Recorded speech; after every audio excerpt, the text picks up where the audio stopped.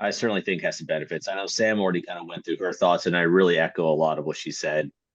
Not only I think the smaller footprint of the pin has benefit with regards to soft tissues, I also think that patients tolerate a smaller pin better. It certainly seems to, at least anecdotally, be less painful to patients and more amenable to local anesthetic with good infiltration of whatever local that you prefer around the periosteum and through the subcutaneous tissues. And patients seem to tolerate a fine wire better than a larger diameter diamond pin. I think that logically makes sense. And then, of course, with a well-tensioned bow, this can still hold a significant amount of weight to whatever parameters that you require for the reduction that you're trying to maintain.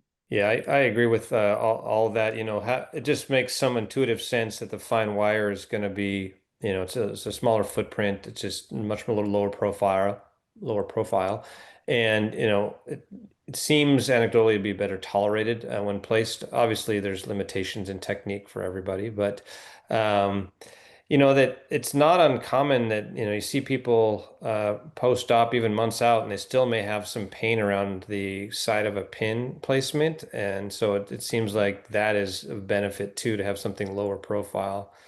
And then was mentioned earlier, it's just basic mechanics or physics. If you can take something and tension it, you can apply a lot more force to it than something that's just static. And then if you impart a bend on a Steinman pin, and getting that out can be a little bit of a futz. So it's better to have something fine tensioned, maximally, so that you can apply weights to it. Now, we don't really advocate for the sort of, obsessive amount of weights. Our standards are sort of 15 to 20 pounds, depending on the patient's size. But still, you don't want to have something solid that's not tension that you're then just bending. And it's quite easy. I mean, when you put on an external fixator for an ankle, it's easy to bend a 5 millimeter pin.